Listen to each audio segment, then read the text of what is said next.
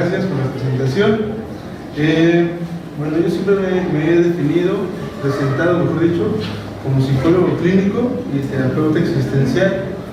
Como ya bien lo dijo una maestra, soy egresado de aquí, de la FES-UNAM.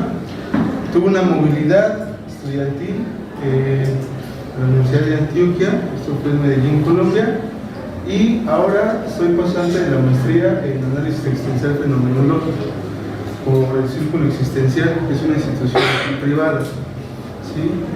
Más o menos ahorita les voy como contando cositas sobre la psicología humanista existencial, que fue sobre lo que me invitaron a hablarles el día de hoy. ¿Vale?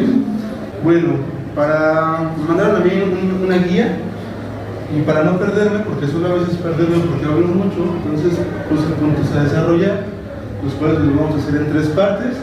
El primero, donde vamos a contemplar, o les voy a hablar un poquito de la formación universitaria, que es algo que ustedes creo que también ya han formado, ¿no? Segundo punto va a ser la psicología y la psicoterapia humanista existencial, que no es lo mismo, ¿sí? Entonces es muy importante empezar a diferenciar, porque a veces como profesionales salimos y no sabemos cuál es la diferencia entre uno y otro. Y el tercer punto, que es un punto creo yo muy importante, que es a lo mejor donde surgen muchas preguntas, es acerca del ejercicio profesional, ¿sí? Que es donde a veces nos surgen preguntas ya cuando salimos de la universidad y llegamos al campo laboral, porque ahí decimos, ¿y ahora qué hago? ¿No? Independientemente de cualquier enfoque corriente que practiquemos, cuando llegamos al ejercicio profesional nos damos cuenta que la teoría choca con la práctica, ¿cierto? Entonces vengo también a hablarles un poquito de eso. Bueno, entonces vamos a pasar al siguiente punto, que es la formación universitaria, en específico en FES Iztacala. Bueno, yo les decía hace ratito que yo soy egresado de acá.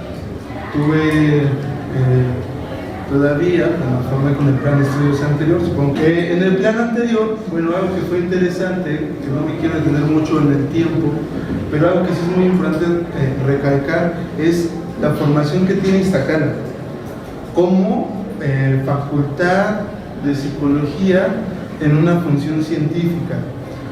Eso es muy interesante porque a partir de que la psicología lucha por hacerse una ciencia e independizarse de las facultades de filosofía y letras de la UNAM, ¿no? Entonces se instala su facultad, pero a partir de eso empiezan como a meterse mucho con el trasfondo científico, y bueno, es una metodología que más o menos ustedes van a ir desarrollando o van a ir desarrollando, pero cuando viene a Iztacala como independiente de la FAC de CEU, se caracteriza por ser una facultad que va a desarrollar investigaciones de corte científico, ¿sí? Y es cuando entra el doctor Emilio Ríguez, ¿sí? La parte de la investigación, ¿no? Conductual, ¿sí? Con animales. Por eso existen esos laboratorios de operaciones conductuales donde se trabaja con pichones, donde se trabaja con ratas. A mí me tocó todavía trabajar con pichones y ratas. Y desde ahí empieza como una confrontación, porque cuando yo entré acá, pues no entras con la idea, o tú no sabes a qué te vas a enfrentar como estudiante de lo que crees que es la psicología. ¿Me explico? Entonces uno entra con una idea de lo que es la psicología, y cuando empiezas a estudiar dices, si yo para qué quiero estadísticas, si yo para qué quiero esto, si yo para qué quiero investigación, si yo lo que quiero es a lo mejor hacer acompañamientos y hacer terapia, porque se tiene la creencia a nivel social que el psicólogo es el que va a atender a personas. ¿En qué? No sabemos, pero es el que va a atender a personas. Socialmente se tiene la idea de que el psicólogo es el que atiende a locos, ¿sí? Esto también se debe por una parte histórica, porque cuando empiezan las enfermedades mentales, pues los que empiezan a trabajar todo este tipo de trastornos eran los psiquiatras, ¿no? Y ellos se dan cuenta que las personas no solamente iban a salir con medicamentos, y entonces empiezan a hacer nuevas formas de terapia, y de ahí se deriva la psicoterapia, que eso es como otra de las ramas. Y de ahí, pues bueno, vienen muchas cosas desde ya la construcción a nivel social de lo que es el psicólogo. Entonces, bueno, Iztacala trata de hacer una nueva psicología científica y empieza a elaborar. A mí algo que me impresionó es que cuando estaba yo cursando la carrera, en aquel entonces, me enteré que gran parte de la investigación de psicología en la UNAM, ¿no?, entre el 60 a 70%, en aquel entonces, no sé, ahora, salía de Iztacala.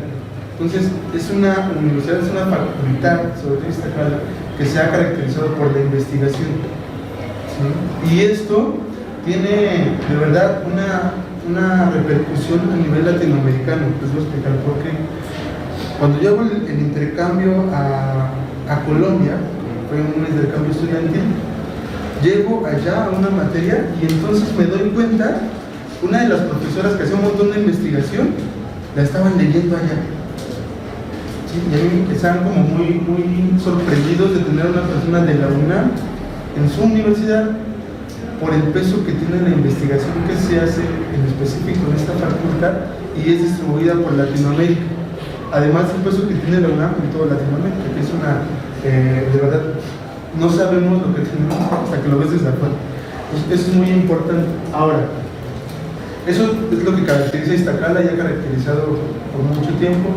Ahora ha habido como estas, ¿no?, modificaciones en plan de estudios con la intención de implementar nuevas disciplinas, nuevas áreas y nuevos enfoques para que esto sea más diversificado, aunque sabemos que es un esfuerzo bien complicado todavía. Una parte ya le corresponde a la parte un poco más clínica, o donde se puede observar más la función del psicólogo, como la idea del psicólogo que es atender a personas, se da en la clínica universitaria de salud integral, que es la CUSI. Cuando uno llega a la CUSI o está en esas materias que llevamos una teoría y una práctica, nos damos cuenta que la forma en que nos forman es desde lo cognitivo-conductual, no hay más, porque los profesores que están a cargo de estas materias pues son de ese corte, y entonces no hay flexibilidad frente a esa parte. Después voy a platicar una de las cosas que yo me enfrenté con una maestra en algún momento, porque cuando yo iba a tomar esta materia yo ya regresé de Colombia, entonces me perdí la teoría y entro directo con lo que yo sabía a práctica, sin un esquema cognitivo-conductual, cuando lo que yo sabía era humanista, gestalt, ¿no? Y entonces también fue un reto para la docente decir, pedirme cosas que yo no sabía hacer porque no había tenido ese fundamento, y entonces llevamos como una negociación. Y entonces fue interesante el transcurso que tuvimos en el curso en ese entonces, pero la estructura siempre fue regirnos al marco o a los manuales de operación cognitivo-conductual. Entonces habría que llenar los formatos que eran de manera operacional y esas cosas, pero desde un enfoque humanista, vamos a llamarlo. Siempre ahí son muy determinantes en ese sentido porque no hay flexibilidad. Y bueno, se entiende porque es una formación universitaria, pero a veces sí nos da algo a nosotros los humanistas existenciales, porque creemos que desde nuestro enfoque se pueden hacer muchas otras cosas en ese tipo de prácticas, ¿sí? Y otra de las cosas, damos un poquito, es el PDP, que es el Proyecto de Promoción de Desarrollo Personal y Profesional, que básicamente se dedica a los microtalleres. Esto es un área en FES Iztacala que ha luchado mucho por posicionarse desde el enfoque centrado en la persona, ¿sí? Entonces, este cuerpo docente ha hecho mucho en los microtalleres dentro de la facultad y en los escenarios como son CCH, ¿sí? Pero es interesante la formación que se lleva en estas materias, porque la formación que nos brindan ahí es desde el enfoque centrado en la persona, un poco así en barraditas de existencial y un poco también de gestalt, ¿no?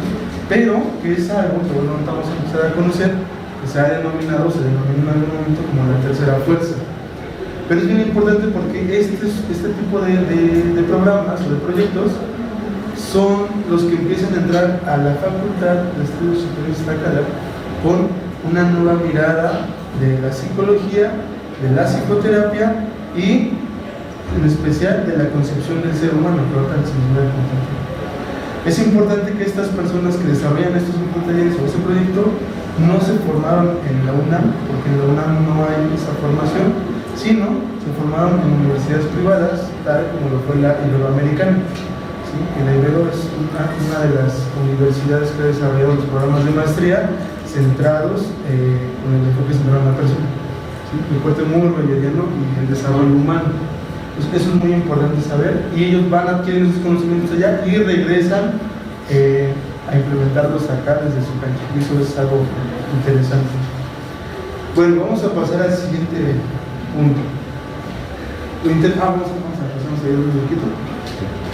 Cuando uno sale de la facultad o está ya en prácticas finales, con lo que tenemos en curso o en la carrera y un poco con lo que nos logran embarrar de otras corrientes u otros enfoques, siempre viene la pregunta como de todo esto, ¿qué es lo que a mí me gusta? ¿Sí? De todo esto que yo vi, ¿no? ¿Con qué me quiero casar? Entonces entre estudiantes empezamos a preguntarnos, ¿y tú con qué enfoque te identificas más? ¿No? ¿Qué te gusta más? ¿Qué te gusta menos? Empezamos a agarrar como ciertos gustos, ¿no? Por ciertas áreas de trabajo o ciertas, ¿cómo le llaman ahora? Tradiciones, ¿no? Que aquí creo que son 6, y una de las investigaciones que estuve realizando en función de psicoterapias, hay más de 410 y tantos según la APA, ¿no? Entonces, para 6 posibilidades que tenemos acá, estamos súper limitados. Y es interesante esa parte. Entonces, siempre viene esa pregunta como estudiantes, ¿no? O casi ya cuando vamos a egresar, decir, ¿qué voy a hacer con lo que aprendí en la facultad? Y bueno, vamos al siguiente punto y nos vamos a dar cuenta que cuando salimos nos damos cuenta que no sentimos que no aprendemos nada, ¿sí? Porque a veces es muy limitado el conocimiento. Algo que es muy importante diferenciar es entre la psicología y la psicoterapia humanista existencial. Bueno, con lo que refiere a la psicología, en especial la psicología clínica, es un campo inmenso, súper grande, que es donde yo creo que sería lo que es la psicología, ¿sí? Entonces, ese campo, cuando entramos a hablar de psicología clínica, aquellos que nos queremos dedicar a la clínica u otras cosas, cualquier campo de trabajo, hablándolo en dimensiones, que sería la clínica, la organización laboral, lo educativo, lo deportivo, lo jurídico, entre otras cositas, nos vamos a dar cuenta que son campos así súper grandes. En específico, en la psicología clínica, la diferencia se hace en esto. La psicología clínica viene a marcar esta tendencia. Es un programa que está ya muy identificado. En cualquier libro de psicología que ustedes busquen, van a encontrar lo siguiente. Primero se debe hacer un ingreso de la persona que asiste, o que van a ya sea evaluar, acompañar, tratar, lo que quieran hacer. Primero son pasos que primero es el ingreso, que se va a dar desde la entrevista. Independientemente del enfoque que ustedes tengan, es algo que se tiene que hacer, ¿sí? La persona llega y tengo que hacer una entrevista a profundidad con pues los recursos que muchas veces vemos en la carrera, que son las técnicas de entrevista, ¿sí? ¿Más o menos? Después de eso, vamos a hacer una evaluación. Si se dan cuenta, aquí va muy de la mano de lo que hacen los psicólogos educativos, ¿sí? Hacen una entrevista y después hacen una evaluación. En la parte de la evaluación, nos vamos a dar cuenta que empiezan las diferentes formas de evaluar, las diferentes técnicas y las diferentes áreas de psicometría que vamos a aplicar. Eso es algo que una vez que estamos afuera nos damos cuenta en la materia donde tenemos que hacer la elaboración del reporte, de métodos cuantitativos, esas cosas. La evaluación y la elaboración del reporte que van a la vez son muy importantes. Nos hemos dado cuenta nosotros, ahora como egresados, que psicólogos egresados de la UNAM no saben elaborar reportes informativos o diagnósticos. Y esto es preocupante porque cuando vamos a revisar la batería de la que compuso su evaluación, ¿no? Pues ni siquiera tiene sustento desde la parte teórica, porque hizo 2 pruebas o 3 o pruebas que no tienen nada que ver como relación entre sí. Entonces ahí es donde decimos, ¿qué está pasando en la formación? Que no sabemos hacer ni evaluación ni entrega de resultados como un informe psicológico, ¿sí? Ya sin meternos en clínico, educativo, político, nada de eso. No sabemos hacer informes. Después entonces, después de que yo haga mi evaluación, vamos a entrar en la hipótesis diagnóstica. Es de esto que todo que yo estoy viendo en mi evaluación, ¿qué creo que tiene la persona, niño, adulto? Si es un delincuente, pues, ¿no? Alguna vez estuve trabajando con la maestra Carmen, es un trabajo en reclusorios, y nos damos cuenta que ahí la evaluación pues también se hace, ¿sí? Entonces es muy importante para la clasificación que deben de tener los internos en los dormitorios de los reclusorios. Entonces es muy importante saber, hacer la evaluación y dar un diagnóstico o una hipótesis diagnóstica, que es lo que yo creo, ¿no?, según sus pruebas, que esta persona tiene, para saber y dar el último paso, que es dar un tratamiento o un seguimiento o el siguiente paso. En esta parte del tratamiento, que es una de las partes más o menos medianas, es donde entran las psicoterapias, ¿sí? Y entonces aquí es la invitación a que cada uno de ustedes, si dejan de dejarse la clínica o algo educativo, siguiendo este modelo, ahí es donde yo voy a decir, bueno, ya sé más o menos qué tiene esta persona a la que atiende a mi consulta, ¿sí? Y qué tipo de tratamiento voy a hacer. Voy a hacer, a lo mejor si es educativo, voy a hacer reforzamiento en la terapia de lenguaje, ¿sí?, con los tipos conductuales, con el trabajo con padres de familia. Y si es de tipo clínico, ¿qué es lo que voy a hacer? ¿Sí? ¿Con qué áreas voy a trabajar? Entonces es muy importante entrar ahí, porque en el tratamiento y en las psicoterapias cada uno de ustedes puede elegir, ahora sí, desde su enfoque, cómo quiere trabajar. Si yo soy cognitivo-conductual, pues dentro desde lo cognitivo-conductual, ¿sí? Si yo soy ahora esas nuevas terapias conductuales contextuales de cuarta generación, que son muy interesantes, pues entro desde ahí. Si soy humanista, pues me pongo desde humanista, ¿no? Si soy existencial, desde lo existencial. Si soy ¿no?, desde el enfoque central de la persona, pues me pongo desde el enfoque central de la persona. Pero antes ya tuve todo lo anterior. Eso parándonos desde la parte de la psicología clínica. ¿Por qué? Nos hemos dado cuenta que en muchas universidades nos están entrenando en hacer psicoterapias nada más, y nos estamos olvidando de lo que es la psicología clínica. Entonces, personas que no son psicólogos toman un entrenamiento o un diplomado en X psicoterapia, y entonces ya pueden dar terapia, porque hay una institución o un papel que los avala como terapeutas, pero no como psicoterapeutas. Entonces esa es la diferencia que tenemos que empezar como a luchar, porque lo cierto es que nos hemos encontrado con terapeutas que no son psicólogos, que son muy buenos y que tienen muchos clientes, ¿sí? Y entonces la pregunta que yo a veces me hago es, bueno, ¿qué pasa con ellos que tienen un entrenamiento muy breve, que tienen un montón de clientes y personas que nos preparamos profesionalmente en una universidad y que salimos, que sigues especializando? No soy capaz de salir y competir en un mercado laboral. Es una parte bien interesante, porque no sabemos lo que hay de fondo, no sabemos diferenciarnos de los otros o del trabajo profesional, ¿no?, de lo que es, porque yo te voy a cobrar más que aquel que estás en la consulta de tarot. Entonces eso es una parte bien específica, que no estoy en contra, pero que a ratos a mí me da mucha tristeza como psicólogo, ¿no?, ver que no podemos ser competitivos en un mercado laboral. Más o menos se entendió este inmenso mundo de la psicología y las psicoterapias, ¿por qué son diferentes? ¿Sí? Ok. Bueno, pasamos al siguiente. Con lo que respecta a la psicología humanista y existencial, es bien interesante partir de la Segunda Guerra Mundial.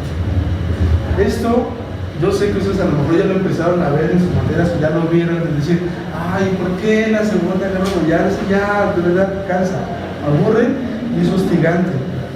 Pero es muy importante porque, fíjense esto, no en fechas, yo no quiero ponerles fechas, quiero ponerles situaciones. Una guerra a nivel mundial implicó, ¿no?, peleas políticas, económicas y físicas, muchas pérdidas de personas en batalla, en combate y mucha destrucción. Imagínense que un día ustedes despiertan, ¿no?, abren la puerta de su casa y ven todo tirado. ¿Qué sentirían? ¿Qué sentirías? Coraje, ¿no? Y de pronto salías y preguntas, oye, papá, mamá, y nadie te contesta. Y le chiflas a tu perrito, ¿no? Y no sale el perrito. Y vas dando unos pasos más y entonces te encuentras con toda tu familia muerta. Y entonces, ese impacto, ese primer impacto emocional que voy a recibir como persona, me va a golpear. Y salgo a la calle y veo la destrucción de la ciudad, ¿no? Probablemente digo, estoy soñando, entonces me voy a pellizcar para saber que esto no es un sueño. ¿Sí me explico? Entonces, estas personas, en esos contextos de guerra, empiezan a tener una serie, bueno, el antes de, ¿no?, viene como toda la preocupación. Aquí hay un dato curioso, porque Sigmund Freud, ¿no?, tiene dos partes de pensamiento, de su desarrollo de pensamiento. Una antes de la guerra, ¿no?, y otra después de la guerra. Antes de la guerra, ¿no?, empezó a escribir cosas más clínicas y más uno a uno y cosas de este tipo. Viene la Segunda Guerra Mundial, se detiene las publicaciones para todos, y después de la guerra, él empieza a hacer psicología de las masas, duelo y melancolía, ¿no? Entonces, cómo los contextos sociales, ¿sí?, e históricos fueron marcando la tendencia y los escritos a nivel de pensamiento en todos los psicólogos, y no solo los sociólogos, los antropólogos y todo este tipo de situaciones que vivíamos a nivel social. Entonces, antes de la guerra, cuando se vivía toda una preocupación, se viene la guerra, se viene un desastre a nivel mundial. México no fue muy partícipe de eso, pero nos afectó porque estaba Estados Unidos, que estaba ahí, entonces todos los que estaban ahí haciendo guerra. En el durante hubo muchas personas que murieron, de ahí se desarrollaron muchas películas incluso sobre el holocausto y estas cosas. Y cuando culmina la guerra, viene una parte interesante. Bueno, antes de, para la psicología en general, viene un desarrollo muy importante, porque para la reclutación de militares, saber quién se iba a subir a un avión y iba a volar, teníamos, ¿no?, fueron llamados los psicólogos norteamericanos y decían, a ver, vengan psicólogos evaluadores para aplicar pruebas, ¿sí?, para determinar qué personas eran aptas para volar aviones, ¿no?, que no tuvieran tanto miedo, más control sobre sí mismo, para poder planear estas cosas de guerra. Entonces, ahí viene una cosa bien interesante para la psicología de la psicometría, porque viene el desarrollo de un montón de pruebas de una forma acelerada por la necesidad social que empieza a haber, ¿sí? No fue de gratis que se nacieron todas sus psicometrías, fue a partir de situaciones que empezaron a vivir como una necesidad. Y eso es algo que quiero empezar como a tocar, porque es las necesidades sociales llevan a los profesionales a desarrollar, ¿sí?, nuevas técnicas, nuevas metodologías y nuevas áreas de investigación, porque a ratos no sabemos qué hacer, ¿sí? Entonces eso nos va llevando como a la constante actualización. Después, bueno, ya culmina la guerra, ven la cantidad de personas muertas, ven la cantidad de personas que se quedan sin familia, ven la cantidad de trastornos desarrollados a partir de que termina la guerra.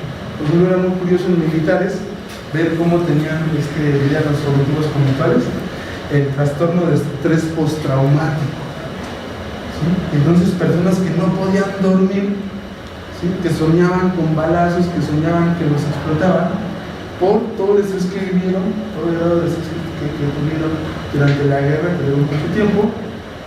Y a partir de esto, pues bueno, se dan cuenta, ¿no?, los norteamericanos y los europeos, que dicen, ahora tenemos que atender a la sociedad.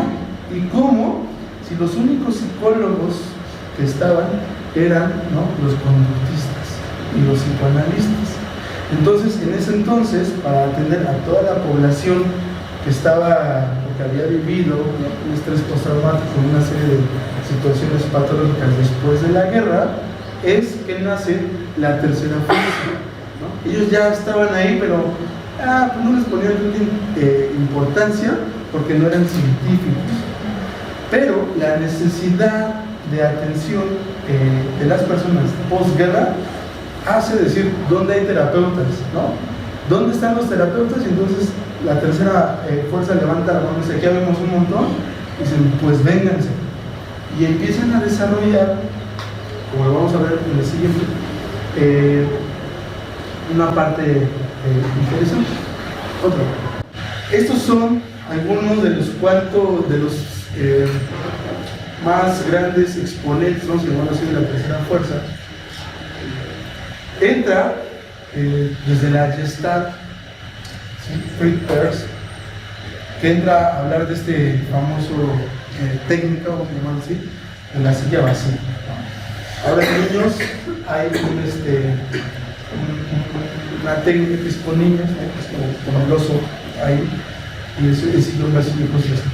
Entonces, él desarrolla toda su Gestalt en función, ¿no?, antes de la guerra y después de la guerra, pero se da a conocer después de la guerra por la necesidad que hubo de empezar a tener terapeutas que atendieran a las personas víctimas de la guerra. Después, bueno, no están como en un orden cronológico, eso es importante, eso lo estoy poniendo así. Viene Rogers, con el enfoque centrado en la persona, y bueno, él entra desde su filosofía y desde algo. Es muy importante lo que él hace porque es una de las primeras personas que desarrolla a nivel teórico toda una estructura literal, ¿sí?, que no era conductual y que no era psicoanalítica. Entonces se dan cuenta que cuando empiezan a poner en práctica su terapia o su enfoque centrado en la persona, tiene muchos efectos positivos en la parte de la recuperación. Por eso fue súper famoso. Y además de que da un giro completo a la visión del ser humano.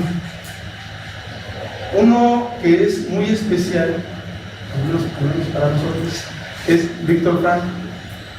Porque a partir de que él vivió en carne propia lo que significaba estar en un campo de concentración, él como médico psiquiatra se hace una pregunta bien interesante. Él estando dentro de los campos de concentración, se preguntaba todos los días, ¿por qué en las personas viviendo las mismas condiciones, ¿sí?, de no comer, de no dormir, de cansancio físico y todo esto? Él se dio cuenta como médico que la violencia humana rebasó, ¿sí?, aquellas cosas físicas que los médicos habían dicho que un ser humano no puede vivir tantos días sin comer, que un ser humano no podía vivir tantos días bajo un esfuerzo físico. Y él, en la práctica que tuvo como un interno, se dio cuenta que todas esas teorías médicas se echaban a la basura porque dijo, ¿cómo puede ser posible que las personas, ¿no?, estén sin comer, sin dormir, ¿sí?, con una situación física deplorable y aún sigan con vida bajo estas condiciones? Y la siguiente pregunta fue, bueno, ¿qué hay en unas personas que hay algunas personas que cuando se despiertan se avientan a las rejas electrificadas y deciden morir? ¿Y qué hay en otras que aun cuando saben que pueden morir el día de mañana, quieren seguir estando con vida? Y entonces se hizo una pregunta por el sentido, ¿sí?, que es el sentido de la vida. Es decir, ¿qué hay en las personas? Que eso lo podemos llevar a la actualidad, ¿sí? Es decir, ¿qué hay en las personas que las hace a llevar a suicidarse? ¿Y qué hay en las personas que dicen, yo no me quiero morir, quiero seguir viviendo de una manera apasionada? Entonces, la logoterapia surge, después de todo eso, él ya elabora ese libro que es El hombre en busca del sentido, y empieza a desarrollar una serie de cosas, una serie de publicaciones donde hace una escuela, ¿no?, basada en la logoterapia.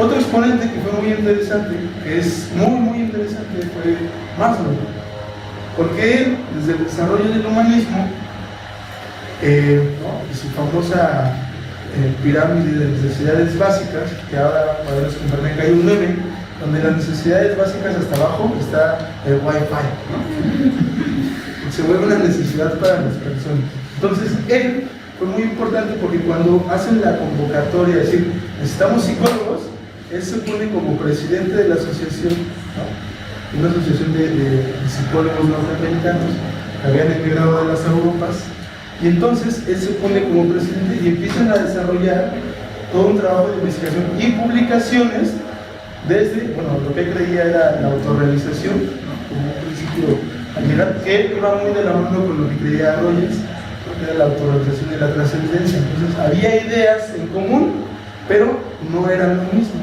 Se unieron, creo yo, como para hacer volumen y decir, aquí nos agarramos en esta ola y ya después nos separamos.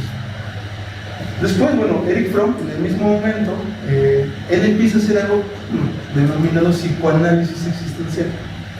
¿Sí? Eso es algo bien interesante porque si ustedes se van a los escritos de Erich Fromm, se van a dar cuenta que es un psicoanalista con todo un enfoque humanista.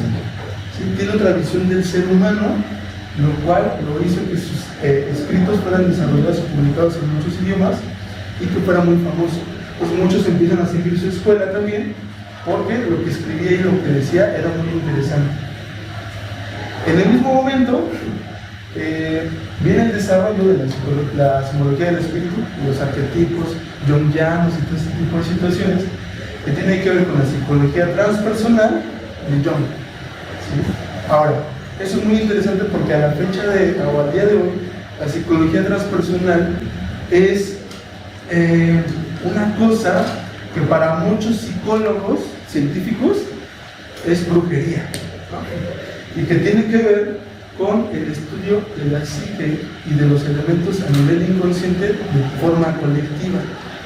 ¿Sí? Entonces es muy interesante lo que él empieza a desarrollar en función de la guerra, ¿sí? Porque se dio cuenta que los movimientos sociales, ¿no? Habían cosas que como sociedad compartían y que decía son arquetipos que se van a empezar a desarrollar a nivel inconsciente y psicológico. Y empieza a desarrollar toda una parte de la psicología transpersonal que al día de hoy es súper vigente, que se utiliza mucho ¿has escuchado hablar de las constelaciones familiares? En constelaciones familiares, y el trasfondo, creo yo, es la psicología transpersonal, aunque los consteladores familiares no saben mucho también el origen de eso. Y, bueno, un exponente, que es uno de mis favoritos, es Rollo May. Fue un terapeuta meramente existencial. Él también, en función de todo lo que vino ocurriendo, corriendo a Estados Unidos, él lo que empieza a hacer es desarrollar una psicoterapia basada en la filosofía existencial. Entonces, todo esto es más o menos nuevo, porque nace de los 50, 60. Digo, nace porque es a partir de que se empiezan sus publicaciones. Ellos ya lo venían trabajando desde antes, pero bueno, siempre es a partir de que publican, entonces a partir de ahí se toma la cuenta para contar. Y algo, esto ya es muy viejo porque sus primeros pensadores, que son la filosofía existencial. Entonces, dentro de la filosofía existencial vamos a encontrar a Kierkegaard, vamos a encontrar a Schopenhauer, vamos a encontrar a Albert Camus, vamos a encontrar a Simone de Beauvoir, a Nietzsche, a Foucault, ¿quién más está por ahí? Sartre, ¿no? Y este grupo, si se dan cuenta, es un grupo de pensadores o de filósofos existenciales franceses. ¿Sí? Los franceses tienen una particularidad de escribir filosofía existencial de una forma muy poética y muy bonita, ¿sí? Porque el contexto en el que se desarrollaron fue más o menos así, a diferencia de los filósofos existenciales alemanes, ¿sí? Los alemanes eran muy estudiosos, son muy estudiosos los alemanes. Y, bueno, entre sus mayores representantes, que también ha sido bandera del enfoque humanista existencial, ha sido Martin Heidegger. ¿Sí? Heidegger es uno de los pensadores que, cuando ustedes, si algunos de ustedes se interesan en el humanismo o en lo existencial, en algún momento se van a topar ese nombre, Martin Heidegger. ¿Por qué? Él viene a plantear una nueva visión del ser humano. ¿Sí? Y viene con todo un postulado filosófico, una fenomenología y una hermenéutica de cómo conseguimos al ser humano. Lo que ellos intentan hacer es hacerle una contraposición a René Descartes. ¿Saben quién fue René Descartes? ¿Quién fue? ¿Quién fue René Descartes? ¿O qué hizo para la psicología? ¿O para la ciencia qué hizo René Descartes? ¿No? ¿Lo reprobamos? Bueno, ahí va. René Descartes. Sí, dime. Correcto. Propuso él, ¿no? Primero pienso y luego existo. Y eso le vino a partir de que eso, la ciencia o a lo que no era ciencia. Porque es entonces, todo ahí es donde se introduce el pensamiento científico, donde primero y lo más valioso es la razón, el pensamiento y después la existencia. Y se dan cuenta cómo a partir de esa forma de pensar, la psicología es que dicen, ya no vamos a filosofar, saquen esa carrera de la Facultad de Filosofía y Letras y la metemos en una nueva casilla con toda una mirada científica, y eso es una visión del ser humano, ¿sí? Porque vamos a tener la creencia de que la persona, para existir, primero tiene que pensar, primero tiene que tener cosas cognoscentes, y después vienen los sentimientos, la existencia, la experiencia, todo lo demás. Pero Heidegger lo que hace es, a ver, espérame, vamos a poner esto desde términos filosóficos. ¿Cómo voy a pensar y después voy a existir? ¿Sí? Cuando Sartre dice, la esencia precede a la existencia, ¿no? Que la existencia precede a la esencia, quiere decir que en todo momento yo estoy existiendo, piense o no piense, ¿sí? Sea consciente o no sea consciente, yo estoy existiendo, ¿sí? Que es muy diferente de cuando tomo una postura sobre mi conciencia, pero todo el tiempo estoy existiendo.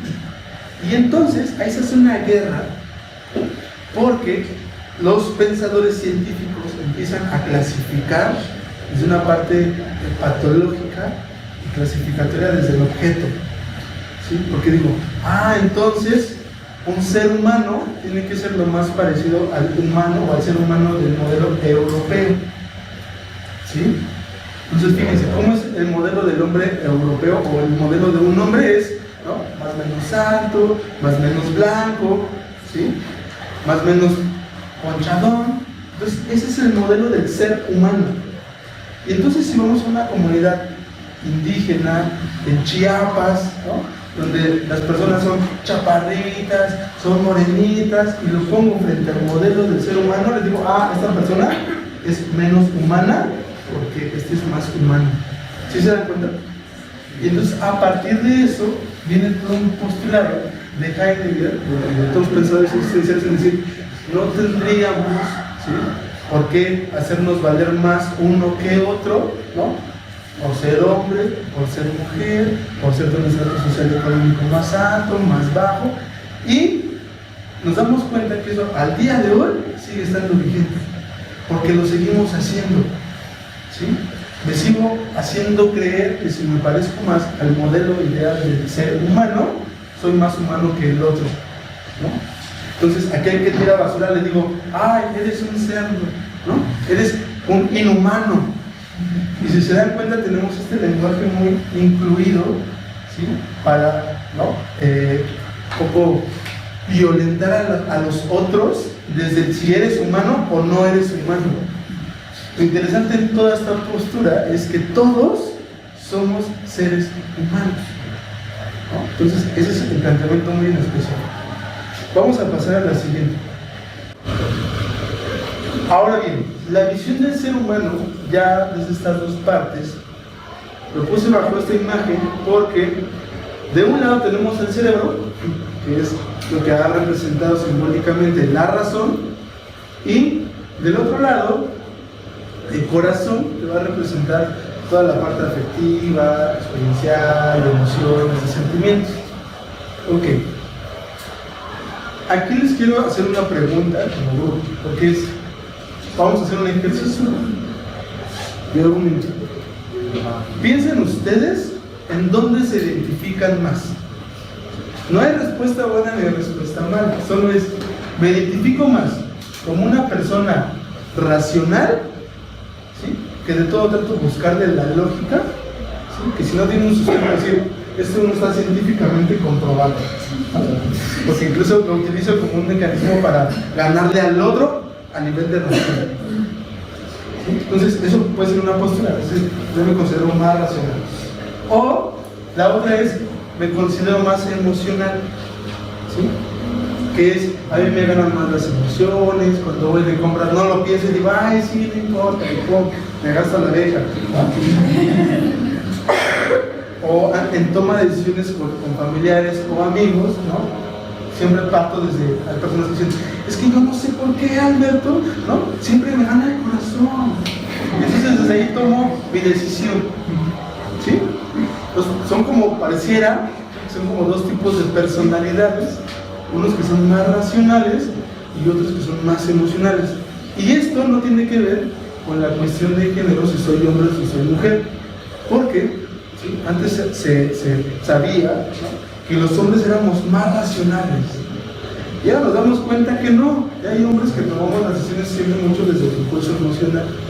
Pues eso nos pega a todos. ¿Ya lo tienen? Sí. Bueno, entonces ahora vamos a hacer el sondeo rápidamente. ¿Quién se dice yo soy más racional? Sí, honestamente. Hay algunos, muy bien. Gracias. Y los siguientes, ¿no? ¿Quién se considera más emocional? Bueno, entonces, todos tenemos de las dos partes, pero esto es muy importante porque desde el enfoque humanista existencial, nosotros partimos de que nuestra historia va a estar atravesando mi práctica profesional. Entonces, si yo soy una persona racional, me va a costar mucho trabajo tener un contacto con la parte emocional. ¿Sí? Un poco para irles adentrando en esto es, ¿no?, yo les diría, a esas personas que son racionales y que quieren entrarle al mundo humanista existencial, les va a costar un poquito más de trabajo, ¿no?, porque van a tener que quitarlo de acá para empezar a sentirlo de acá, ¿no? Y a los otros, ¿no?, que son más emocionales, también les va a costar trabajo, ¿sí?, porque van a hablar desde acá y se van a olvidar de lo de acá. Y entonces es interesante y es muy importante saber que vamos a utilizar las dos partes. Pero en esta condición, en la visión del ser humano, las personas racionales o los científicos racionales, ¿cómo ven al ser humano? Es, uno lo vamos a ver como un objeto, ¿sí? Es, para mí, como tengo que...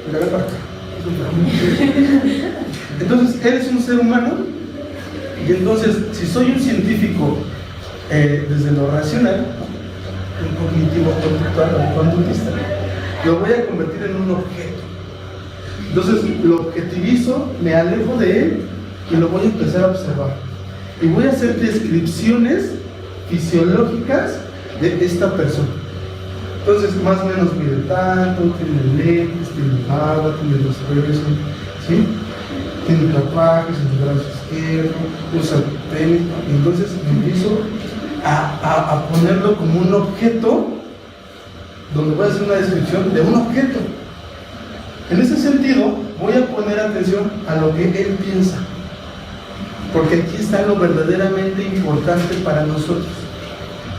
Y si él viene a consulta conmigo, ¿no?, porque no puedo dejar de fumar, yo le voy a decir, siendo directivo, cómo va a tener él que dejar de fumar. Entonces me vuelvo directivo y me vuelvo, ¿no?, un coach súper educativo con él. ¿Sí? ¿Más o menos? Vamos a utilizar los métodos cuantitativos para la investigación, bueno, para la investigación, y métodos cuantitativos para llevar a cabo nuestro trabajo terapéutico. Entonces le voy a dar un registro de conductas, donde vas a anotar todos los días y en qué horarios has fumado, ¿no? Voy a tratar por toda la semana y voy a sacar números, que eso es muy importante, ¿no? Ahora, vamos a poner otro. Cuando yo me pongo en la parte de la emoción, yo dejo de verlo como un objeto, ¿no?, y lo veo como un subjeto. ¿Sí? ¿Cómo es esa diferencia? El objeto tiene que ver con la objetividad. El individuo puede ser objetivo y científico. Y la subjetividad, no le importa la objetividad, porque lo que le interesa es saber la profundidad de este sujeto. Está sujetado a un entorno relacional. Entonces, su persona va a impactar en él porque somos relación. Mi persona va a impactar en él porque somos relación. El estar acá enfrente ya le modificó su experiencia. ¿Sí o no? Entonces, segundo punto, voy a poner atención en su experiencia, en sus sensaciones, en sus afectos, en sus sentimientos, ¿sí? ¿Qué es lo que él siente cuando fuma un cigarro? ¿Qué es lo que él siente o experimenta cuando deja de fumar? ¿No? Y entonces me dicen, no, yo estoy diciendo que me desespero y tal. Y como psicólogo científico voy a decir, eso es ansiedad, ¿no?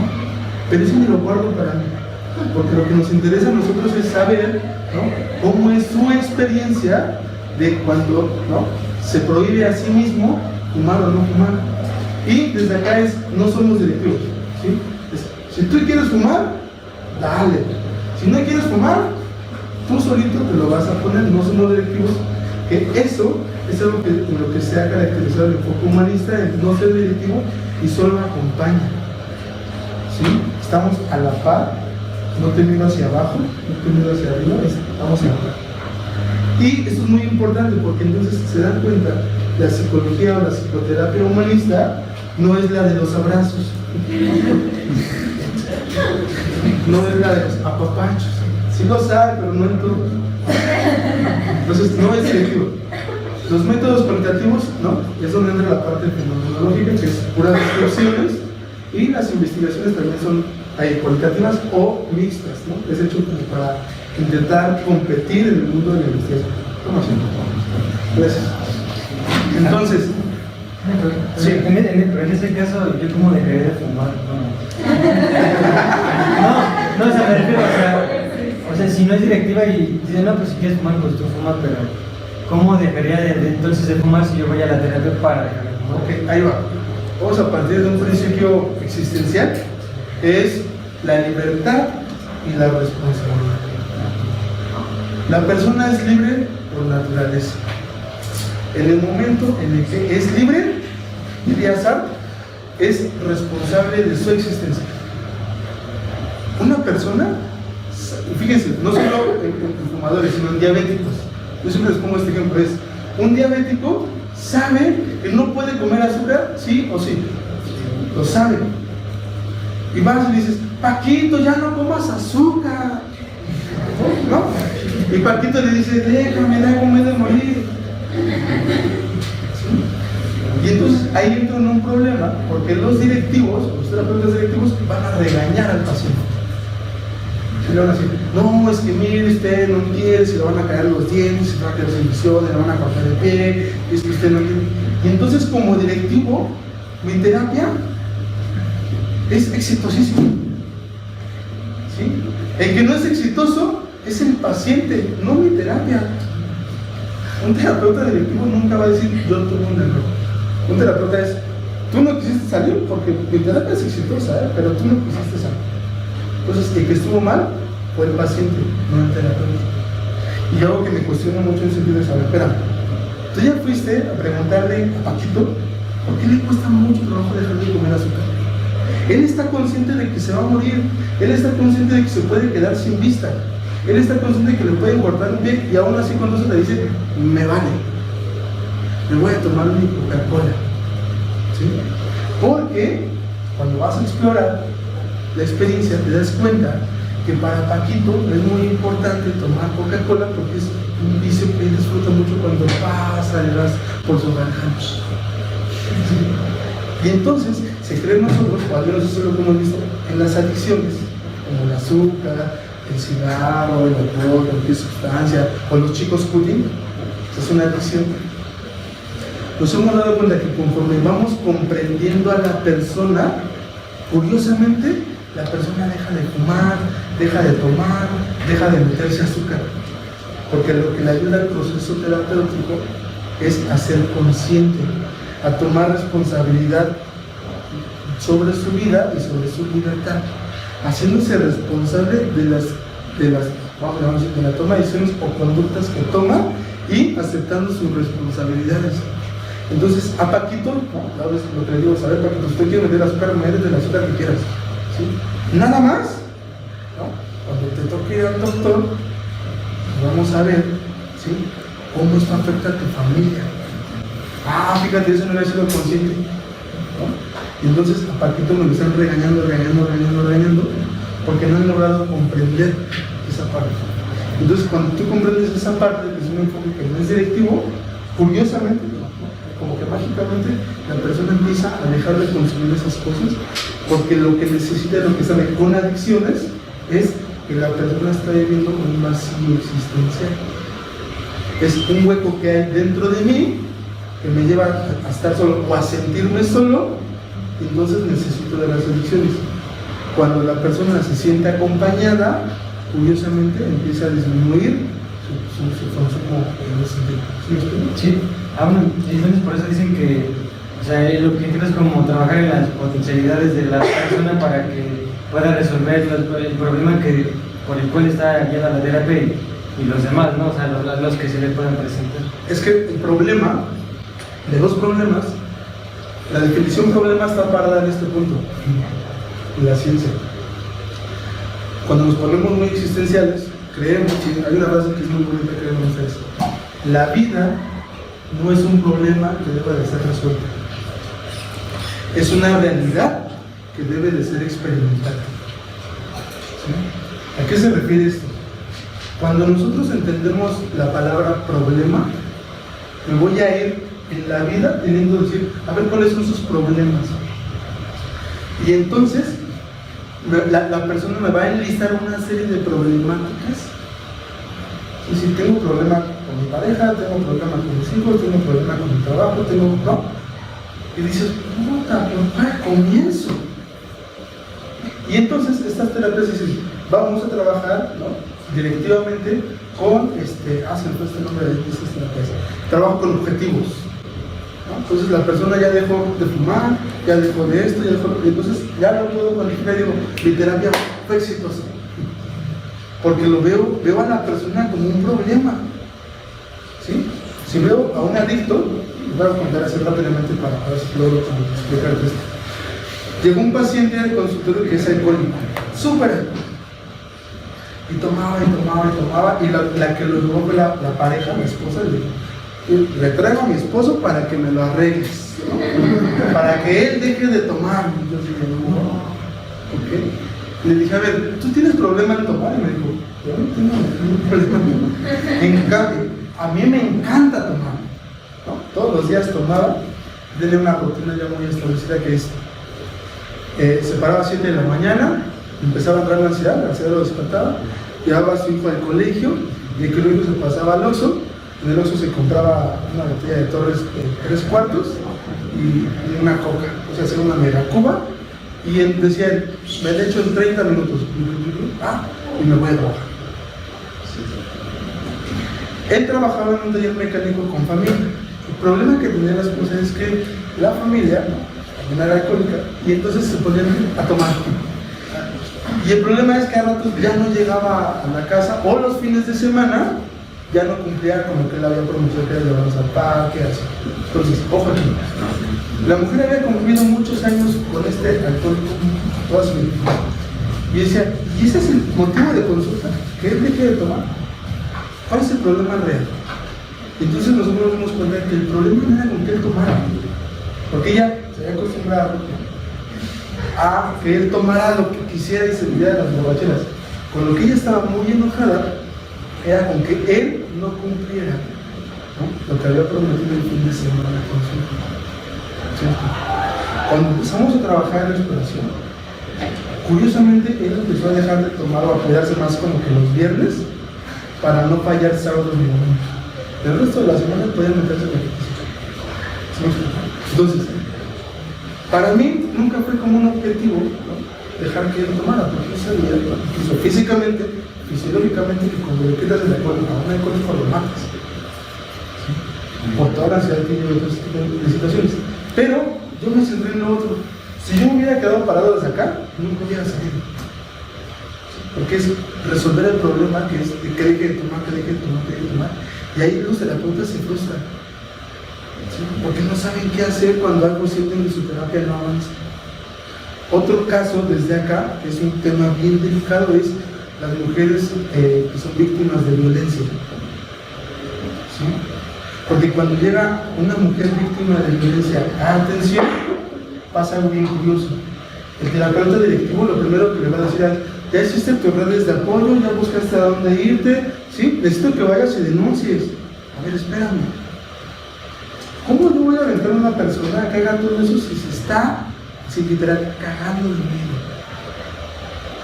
¿Sí? Es bien complicado porque la dirección, yo no puedo soportar que venga una persona a mi consultorio, ¿no? Con un moretón así, el otro acá, y aparte que me diga, y nadie sabe que vengo a terapia, porque donde se enteren, ¿no? Y tú, ¿no? Como profesional dices, no, estoy incurriendo en el código ético del psicólogo, necesito avisar, dar paso a las autoridades, porque una de esas en una de las empresas la pueden matar, y entonces, tú no sabes que sí es verdad, pero que están paradas desde acá. ¿Sí? Y curiosamente los terapeutas que se paran desde acá, yo me he dado cuenta que terminan regañando a la mujer como lo han hecho todas las demás personas, porque terminan diciéndole, salte de ahí, no seas, ¿no? Esa palabra, tú vales mucho, y la empiezan a regañar, ¿sí? Tú vales mucho como mujer, y esto y lo otro, y nadie merece, y entonces, la próxima sesión necesitas salirte de tu casa. Entonces me vuelvo directivo porque creo yo que es lo mejor para la persona. ¿Sí más o menos voy? Sí.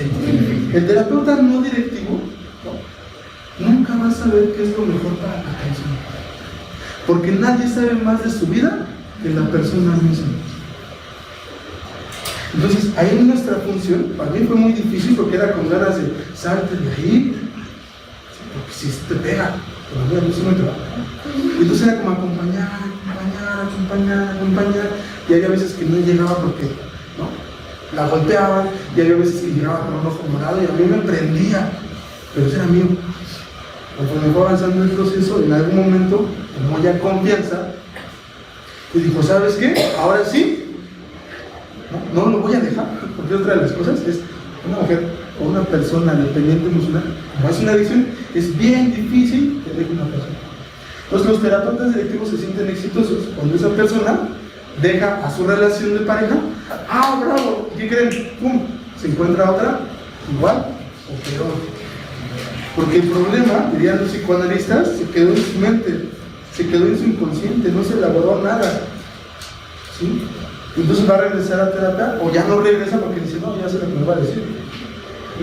Las personas no van a terapia porque ya saben lo que les van a decir. La persona que llega a consulta ya sabe lo que tiene que hacer, pero nosotros partimos de lo que no sabe es por qué no lo hace. ¿Sí me explico? Nosotros parados desde un enfoque humanista existencial decimos, bueno, a ver, si la persona ya sabe lo que tiene que hacer, si un papá frente a un hijo ya sabe que le tiene que poner un límite, ¿por qué no se lo pone? Porque hay algo en sus emociones que no le permiten, ¿no?, soltarlo de manera del niño. Porque hay algo en sus emociones que no lo permite dejar de comer. Ahí es donde radica el problema, cuando la persona va comprendiendo qué es lo que está pasando con su experiencia, con sus afectos, con sus emociones, con sus sentimientos, empieza a tomar conciencia de sí, comienza a ser responsable y comienza a tomar su vida en sus manos. Ahí entonces el alcohólico, la mujer dependiente, los papás, el niño, ¿no?, toman esa decisión, pero ya la tomó él solo. Entonces, para nosotros, desde ese enfoque, la persona no es un problema, es una situación, ¿sí? Es un fenómeno que hay que describir desde la parte fenomenológica, que hay que ayudarla a comprender qué no está entendiendo. Hace unas semanas fuimos a un congreso en Argentina y hablaban sobre el suicidio, y algo que a mí me llamó mucho la atención, que dice una terapeuta: la gente no quiere morirse, sin embargo intenta matarse. La gente lo único que quiere es dejar de vivir sin sufrimiento. Yo dije, claro, eso es lo que la persona necesita. Por eso es lo que las personas estamos buscando cuando llegamos a terapia o a consulta, con un padre, con un psicólogo, con un chamán, es dejar de sentir esto que estoy sintiendo, ¿sí? Que el psicólogo normal dice, pues eso es depresión, ¿no? Que eso es trastorno obsesivo compulsivo, que eso es ansiedad generalizada. Sí, pero ¿cómo me la quito? Pues haga respiración. Entonces les enseño a respirar, y cuando la persona le da un ataque de crisis de pánico, esa teoría, esa técnica que creen, se elimina. ¿Sí? Cuando nosotros nos paramos allá, nos vamos dando cuenta de cómo es para ti. ¿Sí? Yo les digo a pacientes algunos, cuando están en una crisis de ansiedad, llámame. 3 de la mañana, no importa. Porque lo que dice la persona es que en ese momento siente la persona más sola del mundo y quiere sentirse acompañada. Es por eso que esa teoría desde allá, ¿no? Mucho de lo que se dice es que lo que sana no es la terapia, sino la relación. Y eso es muchos de los estudios que se han hecho en muchas terapias, es lo que sana a las personas se cree que es la relación. El estar con un otro que de verdad más o menos te comprenda. Total, vamos a ver más adelante si no te empieza y no te hace. ¿Verdad, Juan? Dime. Bueno, a mí me parece realmente interesante todo lo que estoy escuchando, sobre todo esta parte del acompañamiento, pero me surge la pregunta de saber si alguien en una crisis puede consultarlo, llamarlo a la hora que sea, ¿cómo es la ruptura? O sea, porque te haces parte de la vida del paciente y eres una persona importante para el paciente. Claro. Pero supongo que debe de haber un punto en el que debes de cortar con esto, ¿no? Sí, nosotros, cuando ya hablamos desde mi terapia, lo que hacemos es, hemos generado un sistema basado en la terapia de emergencia, que es una terapia breve, 15 sesiones, pero con un enfoque existencial humanista. Entonces, desde ahí, ¿no? A la persona, sobre todo a los ansiosos que tienen muchas crisis, yo les digo, ¿sabes qué? Tenemos 15 sesiones. Pues la persona dice, no, pues conforme me doy cuenta que conforme llegamos a la 13, la persona empieza a estar súper ansiosa, luego vamos a otras 5 más, ¿no? Y eso le va dando. Y una vez que acabamos, le digo, ¿sabes qué? Necesito soltarte para que tú seas responsable, no te vuelvas dependiente de la terapia. Y entonces en ese entonces, ¿pero qué voy a hacer? Bueno, quedamos la cita abierta para cuando tú requieras una sesión, una intervención, programamos y nos vemos, y de ahí nos volvemos a ver en el próximo mes. Cuando nosotros sacamos un proceso, pasamos lo que llamamos terapia de soporte, que es verlos una vez cada mes nada más. Y es como un colchoncito para la persona. Aparte un mes se pasa así súper rápido. Entonces, son sistemas que hemos ido generando porque actualmente, ¿no?, la sociedad, el tiempo y la economía de las personas ya no está hecho para tener procesos así de terapia larga. ¿Sí? Entonces, hemos ido como implementando esa parte. Bueno, voy a seguir avanzando, si no, no vamos a... Y espero, conforme vayamos avanzando, que ya sea el último punto, poder responderles algunas preguntas. Bueno, en el entrenamiento y desarrollo de habilidades de psicólogo y psicoterapeuta humanista existencial, vamos a ver los siguientes puntos. Bueno, ¿qué necesita un psicólogo o un psicoterapeuta humanista existencial? Bueno, son, dentro del entrenamiento, creo que lo puse en el desarrollo de habilidades vamos a tener la apertura de conciencia. ¿Esto qué es? Abrirme a todas las posibilidades que pueda haber. ¿Sí? A veces, yo me he dado cuenta, cuando le hago llenar su ficha al paciente, hay un apartado que dice si estado civil, ¿no? Y hay personas que le ponen, ¿no?, tiene pareja, sí, ¿no? Sí, una relación, o le ponen con pareja. Y yo doy por hecho, ¿no?, si es hombre, que tiene una relación mujer. Y si es mujer, que tiene una relación con hombre. Porque eso es lo que me enseñaron y lo que yo aprendí. Y entonces, cuando le digo, ¿no?, ¿qué pasa? ¿Cómo se llama tu pareja? ¿No? ¿Cómo se llama tu novio? Me dice, no es novio, es novia. ¡Sas! Ya metí la pata. ¿Sí? Hay situaciones en que al consultorio llega ¿no?, una pareja, pero con la que llegamos el esposo sin el amante. Yo le digo, ¿qué pasa a tu esposo? Y me dice, no es mi esposo, es mi amante. Ah, ¿no? Entonces, ahí es porque la conciencia está cerrada. ¿Sí? Entonces, lo que necesitamos tener es una apertura de conciencia a todo aquello que venga.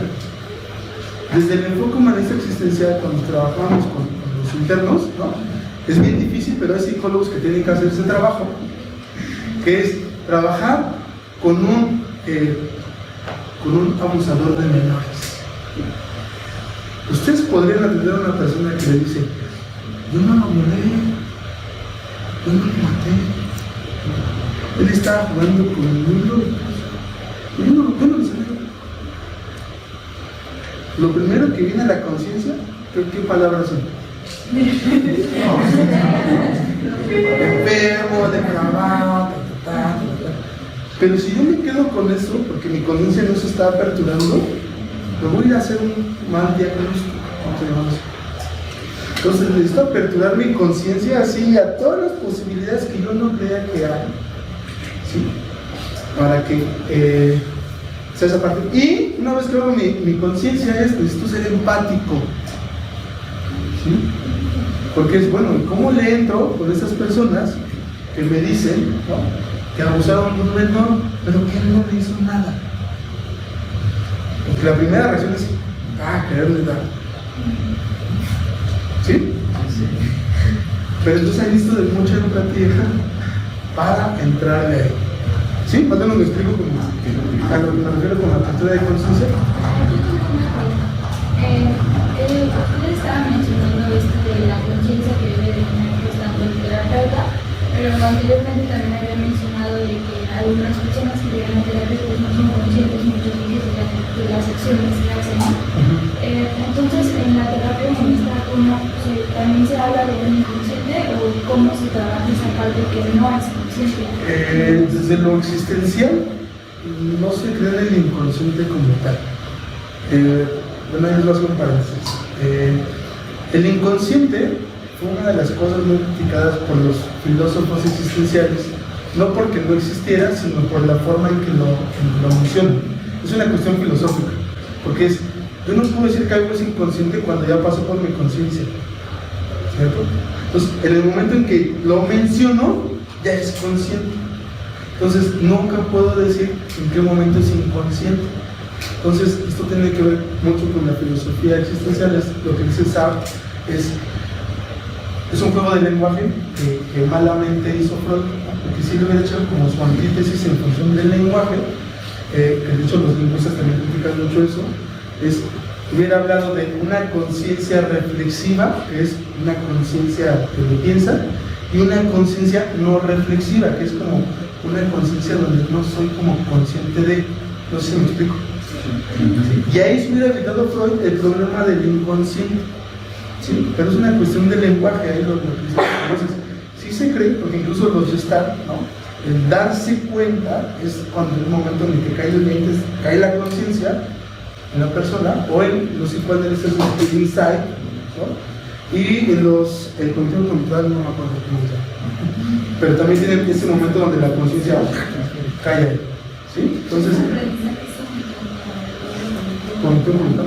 gracias. Entonces, si se dan cuenta, eso es un proceso que todas las personas vivimos, pero que cada enfoque, ¿no?, lo va a encuadrar dentro de un término.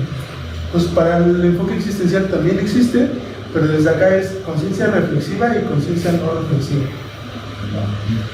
Hay mucho trabajo en el presente, en el aquí y ahora, en función de trabajar con la experiencia que está en ese momento. Eso es muy importante para este enfoque. Hay que tener una sensibilidad sensorial y afectiva en todo momento. Por eso los humanistas evitan trabajar con los escritorios, porque energéticamente se cree que se rompe y es una barrera. Hablando de la psicología corporal, es cuando yo pongo un escritorio o una banca o incluso de brazos, ¿no?, ya puse una barrera. Entonces el psicólogo humanista existencial trata de tener mucho de sensibilizar para lograr el encuentro con el otro. Hay que en la toma de conciencia propia, esto que es bien difícil, que es los no juicios y las no etiquetas, que es, dice Sartre, es imposible no vivir enjuiciando, ¿sí? Todo el tiempo estoy, porque es una actitud natural que tengo, siempre estoy haciendo juicios, pero lo interesante de este enfoque es, bueno, hay juicios, pero suspéndelos, hazlos consciente, ¿sí? Manténlos contigo y date cuenta que son tuyos, que no son de el otro. ¿Sí? Esa es una parte bien importante. Y ustedes dense cuenta porque los psicólogos, como los entrenaron, la diagnósticos y tal, somos bien dados a enjuiciar, bien dados a dar juicios, a dar etiquetas, ¿no? Entonces cuando estamos compartiendo casos entre psicólogos, digo, tu paciente es una code, ¿no? Tu paciente es esto, y entonces es depresiva, es esto, entonces ya le pongo un montón de etiquetas. ¿Sí? Ahora, las etiquetas nosotros creemos que no ayudan mucho a los procesos, porque a la persona o al paciente la etiqueta le ayuda a no hacerse responsable de su situación. Entonces yo le digo, pues yo soy diabético, ¿no? Soy diabético. Pues yo soy alcohólico, ¿no? Pues soy alcohólico. Pues yo soy depresivo, entonces es mi depresión. No soy yo, es mi depresión, ¿no? Es mi ansiedad, ¿no? Porque yo soy así porque pues es mi ansiedad, entonces tienes que aguantarme. No soy, porque es mi ansiedad. Porque además el doctor, ¿no?, me dijo que yo tengo un trastorno, ¿sí?, de ansiedad generalizada, y eso es incontrolable, por eso hasta lo tomo mis chochos, y no soy, es mi ansiedad. ¿Sí? Entonces la etiqueta, ojo, aquí es que tener mucho cuidado cómo las manejamos con los usuarios, sobre todo en una de las partes anteriores que eran los diagnósticos. Nosotros, más que hacer un diagnóstico, hacemos una impresión clínica, que es una descripción fenomenológica de lo que la persona la lleva a hacer eso que hace. ¿Sí? Hay que trabajar mucho en el contacto con emociones. El dolor del otro no me es ajeno. ¿Sí? En el caso que les ponía de la paciente, cuando llegaba con el ojo morado, ¿no?, y me empezaba a contar cómo le habían puesto el ojo morado, yo me daba cuenta que su dolor no me era ajeno. Entonces hay personas con las que me siento más cercano y va a haber personas con las que me sienta más alejado. ¿Sí? Porque sus juicios y mis juicios no van de la misma mano. Y entonces eso me puede llevar a alejarme más de mi paciente y decir, no quiero entrar a sesión, viene tal paciente, ¿qué? Porque pasa. Entonces eso lo tengo que tener ahí muy consciente y estar trabajando, porque el dolor del otro, ¿sí?, no me es ajeno. Hay que trabajar con la observación, con la escucha activa. Cada rato se nos olvida esa parte de la escucha activa, no nada más es como pararlo de cantar, sino esa escucha activa lleva análisis e interpretación. ¿Sí? Yo un ejemplo que les pongo es poner siempre atención en por qué esta persona está diciendo lo que me está diciendo. Una persona puede llegar a sesiones y puede decir, hoy vengo a hablar sobre el partido de fútbol que tuve el domingo, y yo decir, ya bueno, pero pasemos a lo realmente interesante. Quiero que me hables del trauma, ¿no? Pero no escuchamos, y entonces, bueno, a ver, Alberto, te hablo sobre el trauma, fíjate que tal. ¿Pero qué crees? Es que el partido, y se regresa el partido. Entonces, a nosotros, al no ser directivos, decir, a ver, son tus 50 minutos o tu hora, tú la estás pagando, de ese tiempo tú puedes hablar de lo que quieras. Y escuchando, analizando lo que el paciente me está diciendo sobre el partido, me doy cuenta, ¿no?, que ahí existen un montón de cosas que tienen que ver con el dolor, con sus emociones, con su experiencia, que yo había dejado de escuchar porque mi escucha no era activa, porque estaba más centrado en lo que yo quería escuchar que en lo que mi paciente o mi consultante quería decirme, porque a veces pienso que eso no es importante. ¿Sí? Entonces es muy importante aquí la observación, ¿no? Era la persona, un poco de los reflejos de Rogers, es cuando yo veo que la persona me está contando, sus ojitos se le llenan de cristal, ¿no? Y le hago lo que digo, ¿ya viste que tus ojos se desborda la cosa? Pero a veces no le entro porque mi parte emocional no está preparada para cachar al otro. Entonces digo, sí, lo que sigue, ¿no? Y me voy, porque no estoy capaz de escuchar activamente al otro. Entonces eso requiere análisis, ir analizando esa parte y al final del día ponerle una interpretación. Eso es muy psicoanalista, pero eso lo tienen todos los enfoques. ¿Sí? Al final del día, por lo que va la persona es que yo le doy una interpretación de lo que está haciendo. Y creo yo, dentro de los puntos que hay que trabajar en un desarrollo personal, es trabajo con tu historia de vida. Eso es básico. Y no solo porque seamos humanistas existenciales, es para todas las terapias, o todas las psicoterapias. Porque si yo no trabajo con mi historia de vida, no me voy a poder dar cuenta con qué personas puedo trabajar y con cuáles no. ¿Sí? Con qué campo laboral me siento más a gusto y con qué campo laboral me siento menos a gusto. ¿Sí? Pues es importante saber en dónde están, de dónde vienen y hacia dónde quieren ir. Hay que tener un entrenamiento especializado, ¿no? Lo que vemos en la universidad no nos es suficiente, siempre hay que tomar una especialización en lo que quieran. Y eso es muy interesante y preocupante porque nos hemos dado cuenta que hay muchos institutos que se están desarrollando en especializaciones en esto. Aquí en FES Iztacala hay muchas especializaciones, como psicometría o en evaluación en línea o en evaluación de la adolescencia.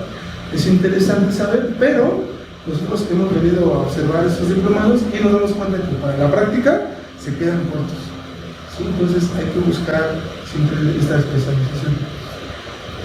Hay que tener la terapia individual desde el enfoque que cada uno quiera practicar. ¿Sí? ¿Por qué? Porque solo así me doy cuenta de qué se trata lo que dice la teoría, mientras no. Hay que tener, una vez ustedes decir, la parte clínica o educativa, que son más o menos muy de la mano, siempre hay que tener sus prácticas que sean supervisadas. ¿Sí? Siempre, no importa que ustedes lleven 10 años trabajando, siempre va a haber casos que les cuesta mucho trabajo y hay que tener esa supervisión. El apoyo en una red de un círculo de estudios o una red de apoyo con otros colegas y compartir casos siempre es bien importante. Ojo, el psicólogo nunca debe de trabajar solo, siempre debe de trabajar en equipo. ¿Sí? Eso es súper importante. ¿Sí? Los psicólogos somos bien egoístas, ¿sí? Creemos que podemos con todo y la verdad es que no. Entonces, cuando nosotros trabajamos al menos las supervisiones básicas con otro grupo de psicólogos, ¿no? Porque sé que me van a decir que pues la regué, pero eso me va a ayudar, me va a ir dando experiencia, porque no podemos trabajar solo. ¿Sí? Porque yo solo tengo una parte de la visión de este ser humano, el otro va a alcanzar a ver otro cachito, y el otro cachito y otro cachito. ¿Sí? La evaluación me da un panorama general, pero siempre nosotros creemos, todas las tareas que hemos visto, que hemos más o menos analizado, es el terapeuta siempre parte de su historia de vida. ¿Sí? Siempre se va a enfocar en los temas que le llamen más la atención. Cuando entran dos terapeutas con el mismo paciente, nos damos cuenta que uno quiere ir hacia un lado y el otro quiere ir hacia otro. No sé si ya les pasó en prácticas, pero regularmente eso pasa. Entonces, no pueden trabajar solos, siempre tienen que trabajar en equipo. Y la capacitación y actualización constante. El mundo de la psicología clínica todo el tiempo se está actualizando. Ahorita, dentro de lo que yo sé, es las terapias de cuarta generación, que son las terapias conductuales, contextuales, ¿no? Ya tienen mucho de fenomenología y filosofía. Entonces ya están dando un tiro más como hacia lo humanista, aunque ellos no lo acepten, ¿no? Pero para allá van, porque se han dado cuenta ahora el peso que tienen las emociones en la condición humana. E incluso en todo lo que tiene que ver con marketing, ya hay mucho de esto, ¿sí? Se ha estudiado, ayer nos compartían, que las personas antes se creía que tomaban la decisión por un impulso racional, y en investigaciones se han dado cuenta que no, que todas las compras las hacemos bajo un impulso emocional, y sobre eso hay muy poca investigación, porque como es objetiva y no es científica, vámonos a lo que es realmente importante que podamos cuantificar, pero ya se está viendo con los alumnos. Eso es muy importante, que se capaciten y actualicen desde el enfoque que quieran, pero que siempre estén ahí. Bueno, vamos a pasar así rápidamente a algo que es un dilema siempre. En el campo del ejercicio profesional, le damos otro punto. Es los sectores de trabajo de mercado desde esta perspectiva, pues, y no solo desde esta, sino desde muchas, es lo público o lo privado. Bueno, en mi experiencia personal, lo público para el psicólogo organizacional, educativo, jurídico, el que quiera, el campo es muy reducido y va a limitar mucho su quehacer profesional. ¿Sí? Nosotros, ¿a qué le tiramos mucho? A lo privado. Porque en lo privado puedes hacer, ¿no?, muchas otras cosas desde lo que tú quieres. No estoy en contra de esto porque hay personas dentro del campo público que hacen su trabajo y se han desempeñado de una forma excelente, pero déjenme decirles que el psicólogo, y sobre todo el psicólogo de la UNAM, nos meten un chip para, ¿no?, estudiar y salir y buscar trabajo donde alguien me contrate y me pague los 25,000 pesos mensuales que yo solicito. Y cuando salgo al mercado, los psicólogos nos empezamos a devaluar porque me vendo, por decirlo así, por 6,000 por 8,000 pesos mensuales. Y de lo que más hay, pues es la gestión organizacional, ¿no?, reclutamiento de selección, capacitación. Y ustedes busquen, ahí en bolsas de trabajo va de 6,000 a 8,000 cuando reciben egresos.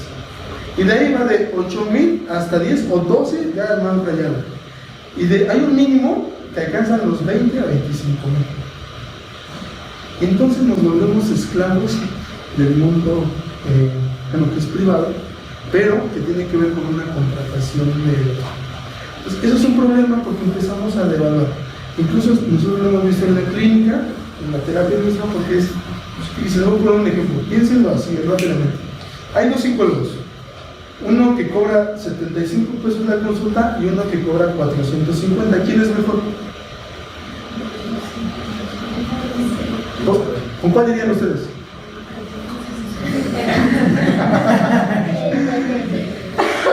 Dependiendo de la economía del paciente, ¿no? No puedes saber cuál es mejor porque no los has tratado, pero pues si les dan la para el 75, pues dices, ¿no? Pues a mí, un profesor que me daba tutorías me estaba preguntando cuando él se tituló, salió con este conflicto, porque en la carrera nunca le dicen cuánto debes de cobrar. Entonces él mencionaba de que él también está bajo un enfoque existencial humanista, porque él tenía dos precios, y si el precio que yo cobro normalmente y un precio altruista, dependiendo de la necesidad de la gente. También menciona que va en razón de dónde se encuentra el consultorio, son cosas que van determinando los segmentos del mercado, pero aunque nosotros hemos dado una vez al psicólogo de la UNAM, te cuesta trabajo cobrar. Cuando sale, su terapia no va más allá, bueno, en su mayoría, de 200 pesos. Y un psicólogo que egresa de una universidad privada, así recién sale, cobra 500 pesos. ¿Por qué? Y hagan esta pregunta a las personas en su familia. ¿Cuál crees tú que es un mejor psicólogo? Uno cobra 75 y uno 500, y vean las respuestas. Y van a decir, el de 500 sin saber qué haga. Y ahí viene una valía al trabajo y al ejercicio profesional como psicólogos, porque nosotros mismos, sobre todo las universidades públicas, hemos devaluado el quehacer profesional. ¿Sí? Las empresas han visto esto y entonces ahora ya no contratan psicólogos, ahora contratan, titulados, ahora contratan becarios. Entonces contratan becarios, los exploto, les pago muy poco y después, ya que se titule, le digo, ahora sí te voy a pagar un poquito más. Y nosotros lo aceptamos por necesidad, por lo que quieran. Pero nosotros mismos hemos sido responsables de esta devaluación de nuestra profesión en términos económicos en el mercado laboral. ¿Sí? ¿Más o menos? Bueno, entonces, mucho de lo que van a encontrar es en sectores privados, a los psicólogos. Vamos al siguiente, yo les voy a poner algunas de las cosas que nosotros hemos hecho. Desde el enfoque clínico, otros. A ver, ahí tenemos dos. Ese es nuestro consultorio. Hacemos capacitaciones y talleres con personas en nuestro espacio. Ese es un enfoque clínico. Y como buenos humanistas, siempre buscamos espacios alternativos, espacios que tengan que ver con la naturaleza, en contacto con otros seres relacionales, haciendo actividades corporales, entre otras cosas. Que eso es bien difícil que lo encuentren en un mercado laboral. Hay pocos psicólogos que hacen trabajos de grupo, que es una de las cosas en las que Roger, en el enfoque humanista, se especializó en el trabajo de grupos. Si ustedes buscan trabajos de grupo o dinámicas, mucho lo van a encontrar en el enfoque humanista. ¿Sí? Ahí, porque tiene que ver con ese contacto emocional. Vamos a otra. Y ahí, por ejemplo, también los llamamos a retiros emocionales. Entonces llamamos que es el retiro existencial. Cada año hacemos un retiro donde organizamos un grupo de personas y los llevamos a vivir 2 días de trabajo terapéutico, ¿no? Donde la persona va y que son como estos es los que comentar. Las personas están necesitadas de experiencias, no de terapia. Ustedes vean la cantidad, la competencia más grande que tenemos los psicólogos clínicos no están con los propios psicólogos, están con los grupos de AA en las experiencias de 4º y 5º paso. Es una experiencia. Están en los nuevos coaching coercitivos que no se están escuchando, ¿no? Donde te doy una beca, es gratis y después paga los siguientes 2 niveles de 25,000 hasta 40,000 pesos. Y la persona, dado que vive una experiencia, dice: sí, los pago. ¿Sí? Otra competencia para los psicólogos clínicos son las religiones. ¿Sí? Y bueno, si ahí le agregamos otras competencias, son, ¿no?, tentador, las consultas, algo que está ahora muy en voga, ¿no?, es las consultas desde la religión de la santería, ¿no? Yo he tenido pacientes que dicen: lo que tú me dijiste me lo dijo el santero. ¿Cómo le hacen? Y desde ahí, en esa investigación exploratoria, fui a consultar a un santero, y bueno, no fui a consultar, sino fui a como hablar, que me explicara más o menos cómo era su metodología de trabajo, ¿no? Y vi más o menos cómo consultaba a un familiar, a un primo, y me di cuenta, ¿no?, que mucho de lo que tenía él era un encuentro terapéutico. Dije: esto es una terapia, no hay más. ¿Sí? Entonces, las personas estamos necesitadas de que nos den diagnósticos, de que nos digan qué es lo que me pasa, doctor, de que me digan qué es lo que tengo. Y si como psicólogo clínico soy capaz de eso, créanme, ya tienen un punto para pelear en un mercado realmente competitivo. Sí. Pero la parte de la interpretación no está peleada con lo que, o no se contradice con lo que nos había dicho antes, que no se da como un problema. ¿Qué es este problema? Es verdad. Pero sí, es cierto. Eso es como una contradicción. Muy buena pregunta. Pero, mira, la evaluación nosotros la vemos de la siguiente forma. La evaluación te puede servir para etiquetar y dar un diagnóstico.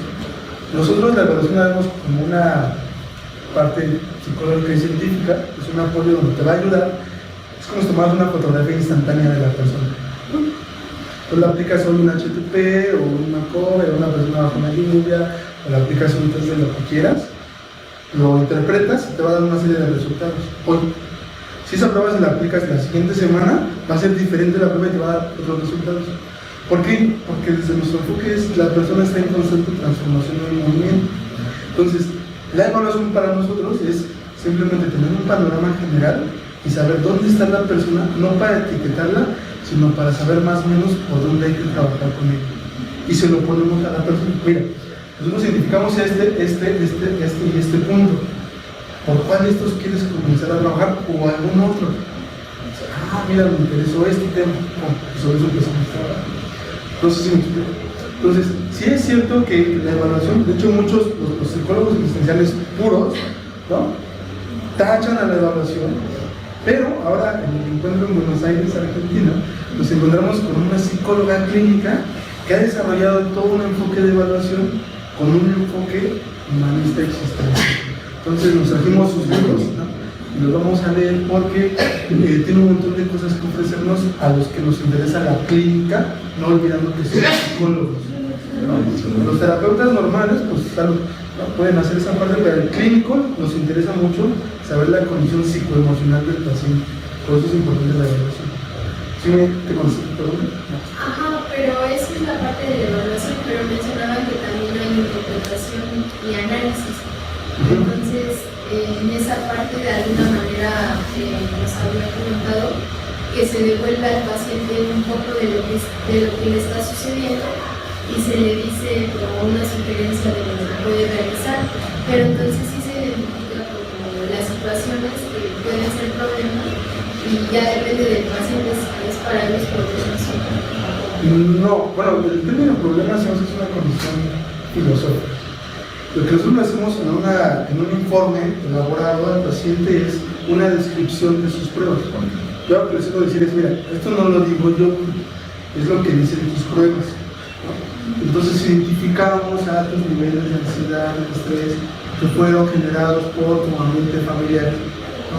Identificamos una devaluación de tu persona, la función de tu autoestima, autoconcepto, porque has tenido una serie de etiquetas de este tipo. Entonces nos vamos como más descriptivos por ciertas áreas, entonces hay como áreas muy generales que tienen que ver con el contenido de si una persona sabe o no poner límites, ¿sí? Autoestima, autoconcepto, toma de decisiones. Entonces nosotros mediante las pruebas vamos como dándole elementos a la persona para que vea un reflejo de lo que está en su condición psicológica, vamos a llamarlo así. Sí es contradictorio con el enfoque existencial, porque en algún momento el existencial dice, ahí ya lo estás etiquetando, pero evitamos la etiqueta como tal, ¿no? De decirle, eres diagnóstico, el diagnóstico es que eres una persona con ansiedad, Eso nunca lo vas a ver en nuestros informes, ¿sí? Nunca vamos a poner que una persona es diagnosticada con tal, o que tiene un posible TOC, o que tiene ¿cuál es una de las cosas que son comunes? Un TDA. Nosotros descartamos en la evaluación, porque hay una evaluación, no sé si la conocen, que se llama Bender, que nos descarta la posibilidad neurológica de que haya un TDA. Cuando el papá le dices, mira, en la evaluación, cuando lleva al pequeñito, descartamos que hay un trastorno por déficit de atención e hiperactividad. ¿Saben la angustia cómo se le papá? Entonces, ¿qué tiene? Bueno, mira, lo que el pequeño está pasando son, ¿no?, periodos o síntomas de miedo ocasionados por esto y esto. El papá ya va comprendiendo todo lo que le va pasando al pequeño. No sé si estoy respondiendo a tu pregunta. ¿Sí? Pero yo entiendo entonces que los diferentes instrumentos que ustedes utilizan es como para fundamentar el trabajo que se está haciendo en el medio, o sea, para comprobar lo que se está haciendo. O sea, por eso que se aplican diferentes instrumentos y por eso se fundamenta en el caso que ustedes llaman los padres, lo que se está llevando a cabo. Lo hacemos porque estamos parados desde el esquema que yo les ponía al inicio, estamos parados desde la psicología clínica. La psicología clínica nos dicta que tenemos que hacer una evaluación, ¿sí? Eso es importante, por eso les ponía eso al inicio. Ingreso, entrevista, desde lo que tú quieras, ¿sí? Segunda parte, ¿no?, evaluación, hipótesis diagnóstica, y a partir de eso yo veo desde qué enfoque me voy a parar para dar un tratamiento, ¿sí? Por eso es muy importante que entendamos la psicología clínica es un mundo y la psicoterapia es también un mundo, pero hacen una parte de la psicología clínica, ¿sí? Es ahí donde nosotros, a partir de posible diagnóstico descriptivo, o si tú le quieres dar ahí, decirle, firmarle, ¿no?, en tu número de cédula y todo, que tú afirmas que tu paciente tiene un trastorno con déficit de atención y te va a ser responsable de eso, bueno, tu trabajo terapéutico ya va a venir a partir de ese diagnóstico. Cuando nosotros nos llegan pacientes ya referidos con un diagnóstico, lo que nosotros hacemos es, vamos a hacer una evaluación. Yo sé que es bien pesado porque es otra vez, otra entrevista, otra evaluación. Sí, ¿no?, pero quiero descartar o corroborar esta parte. ¿Sí? ¿Más o menos? Sí.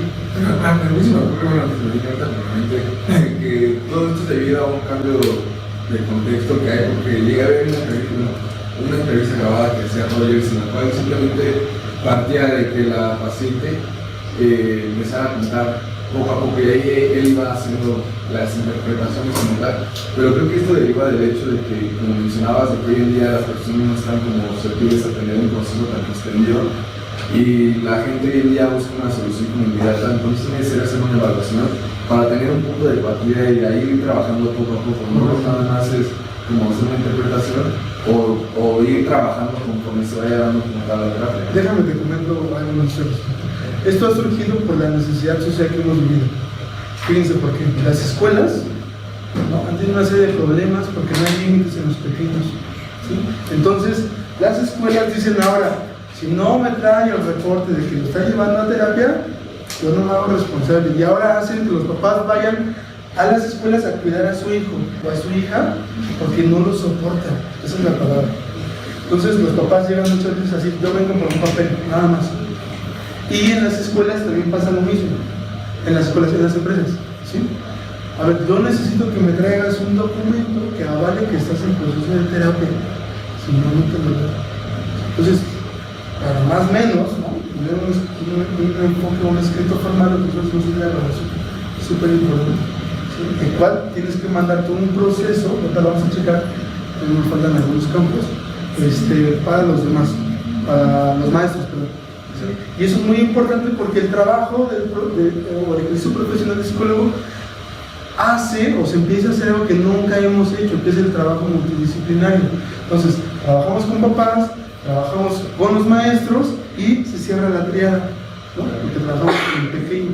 Entonces, nosotros, por ejemplo, como empresa, hemos creado vínculos institucionales con escuelas, donde cada paciente que nos llega, nosotros referimos un informe que no lo mandamos por correo, que vamos presencial y vamos, decimos, a ver qué, aquí está el informe, y vamos a leerlo, les explicamos y les decimos cuáles son las posibilidades o formas de trabajo con ese tipo de niños. Yo no conozco psicólogos, muy pocos, que hagan ese tipo de trabajo. Es un trabajo muy complicado. Pero voy a seguir porque si no nos vamos a quedar 10 minutos. Vamos al contexto educativo. En el educativo, bueno, si no es que entro como psicólogo de UDI, que antes era USAER, lo que nosotros hacemos es vamos a brindar capacitaciones a los padres de familia. ¿Por qué? Ahí está el problema. Si lo vemos como un problema. En los padres de familia radican muchas de las situaciones que no han podido manejar, porque hay un principio básico que es: yo le voy a dar a mis hijos todo lo que yo no tuve, ¿sí? Yo quiero o yo no quiero que mi hijo viva lo que yo viví. Tenemos una sociedad llena de padres de familia que fueron muy violentados, que fueron muy maltratados, que fueron a un extremo de violencia por patrones de crianza. Entonces, dado que ellos tienen eso en su psicología, ¿no?, si yo no quiero eso para mí, entonces me voy al otro extremo, ¿no?, no poniendo límites, siendo permisivo, dándole todo aquello que yo no le di o que yo no tuve. Y eso ha generado una serie de comportamientos disruptivos en los niños desde kinder, primaria, esto fue una secundaria, y ahora hicimos un trabajo en prepa. Entonces, es una de las cosas que nos hemos encantado. Entonces, el trabajo que nosotros hacemos desde un enfoque de psicólogo educativo, vamos a llamar así, es ir a los papás y darles capacitaciones combinando la psicología clínica con la parte educativa. Cómo la parte emocional afecta en el rendimiento y en el desempeño académico de los estudiantes. Los papás a veces ni saben por qué, pero cuando les explicas esto dicen, mira qué interesante, ¿no? Entonces vamos a darle ejemplo aquí. Eso es otra conferencia en otra escuela y por ahí había otra. Esto es importante. Estos ya no son papás, estos son docentes. Nosotros tuvimos la oportunidad de que nos vieron trabajar en una escuela, una directora, y nos dijo, me gustó su trabajo, porque aparte de lo que caracteriza a los humanistas es que el trabajo es muy dinámico, siempre nuestro trabajo es dinámico, ¿sí? Hay técnicas, aquí están haciendo una imaginación guiada, por allá les llevamos globos. Imagínense que entran a un salón y yo les digo, ¿hace cuánto tiempo que no juegan? ¿No? Pues vamos a jugar. Y entonces, ¿no? Los papás se quedan como de, órale, y se empiezan a enrolar en el juego, en las dinámicas, en todo lo que hay, y después ya acabamos de jugar, ahora sí, a lo que venimos. Pero no les pasamos el PowerPoint porque los papás, ¿no?, ya están cansados de los PowerPoint. Ya están cansados de que los psicólogos en las escuelas avienten sus choros. Ellos mismos nos han dicho, ¿sí? Ya estamos cansados de los choros de los psicólogos, eso ya me lo sé. El autoestima, la violencia generada por los papás, así, ya. Pues ellos están necesitados de otro tipo de cosas. Entonces, a los docentes los capacitamos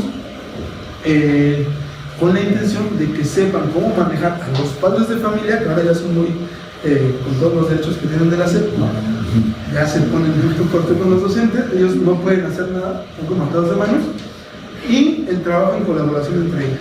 Eso es muy importante.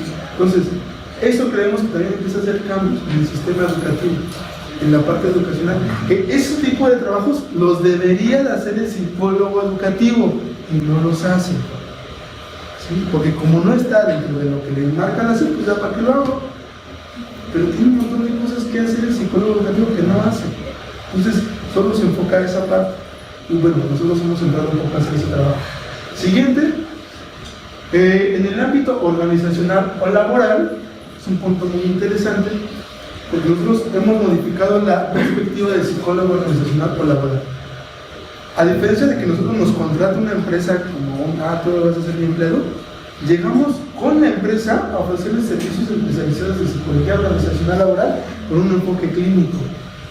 Entonces al empresario le dice, pero yo ¿por qué te voy a pagar si yo ya tengo mis psicólogos de base? Entonces yo le explico, ¿sí?, que el trabajo que nosotros hacemos es diferente al que su equipo de psicólogos le puede ofrecer. Y eso es como de, caray, eso me interesa, ¿no? Porque a ver, primero, ¿cómo llegas tú, siendo un agente externo de mi empresa, diciéndome que vas a hacer algo que tendrían que hacer a los que yo les pago? ¿Por qué tendría que yo invertir mi dinero, porque es una inversión, con mis trabajadores? Entonces les explicamos, a ver, punto, partiendo del enfoque humanista, si tus trabajadores o tus colaboradores tienen una salud emocional laboral estable, eso se va a ver reflejado en su rendimiento laboral, y su rendimiento laboral de producción se va a ver reflejado en términos económicos. ¿Te interesa o no te interesa? Me interesa. Entonces vamos al siguiente y trabajamos con grupos en empresas, ¿sí?, ofreciendo, ¿no?, con el enfoque humanista y existencial, técnicas y dinámicas de grupos, ¿no?, donde los llevamos a sentir. Nuestro taller básico en la empresa se llama, lleva el título de ¿trabajas para vivir o vives para trabajar?, ¿no?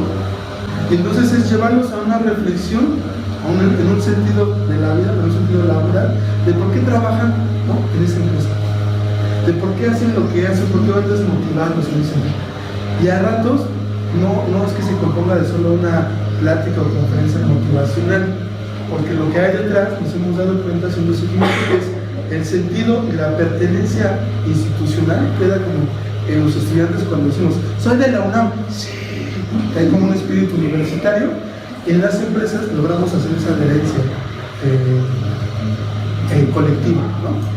Y cuando trabajamos desde este enfoque, haciendo dinámicas y cosas así muy interesantes, sacándolos de cosas que tienen que ver con la presentación del PowerPoint, sino llevándolos más a que sientan, ¿sí?, y a que experimenten. Y eso es bien difícil, ¿por qué? Porque si hacerlo con una persona me cuesta trabajo, imagínense hacerlo con 80 o 100 personas. Hacer una contención a nivel emocional de 100 personas en un grupo es bien pesado, y no cualquier persona puede llevar a todo un grupo a sentirnos. Vamos a darle, bueno, esa es una panorámica del grupo con el que estamos trabajando, y si se dan cuenta la estructura que los humanistas siempre es en círculo, porque tienes como un mayor control y contacto con nosotros. Y como último punto, bueno, también tenemos una parte social comunitaria, eso muy pocos psicólogos lo hacen, que es desde la parte muy humanista, vamos y a las comunidades. Ese fue un ejemplo que tuvimos en la comunidad de Guerrero hace muchos años, donde les llevamos medicamento y esa es una comunidad de trabajo bien bonita, porque son analfabetas emocionales. La persona no identifica más que, ¿no?, alegría, enojo y tristeza. Entonces ahí no puedes llegar a hablarles, el vacío existencial, eso, no sabe de qué me estás hablando. Su lenguaje es muy limitado y tienen una necesidad del psicólogo para empezar a reconocer sus emociones, ¿sí? Tú no les puedes hablar porque ya saben escribir, no saben leer. Entonces nos dimos cuenta que hay muchos psicólogos cognitivos conductuales que están limitados porque llegan con formatos y te dicen, no sé escribir, no sé leer, pues tengo que hacer intervenciones de otro tipo. Y dentro de lo social comunitario, desde el enfoque humanista, también hemos generado, eso fue una capacitación que tuvimos después del día 19 de septiembre, en abordaje en escuelas para como trabajo social comunitario, entre otras cosas. Bueno, vamos a pasar a un grupo de psicólogos pedagogos. ¿Cuáles son las dificultades a las que se enfrentan los psicólogos? Esto ya es para cerrar. Pásame. Bueno, el primer punto, la primera dificultad, creo yo, es la familia. ¿Por qué es la familia? La familia cuando, bueno, no sé de aquí quién está interesado en hacer trabajo clínico o educativo.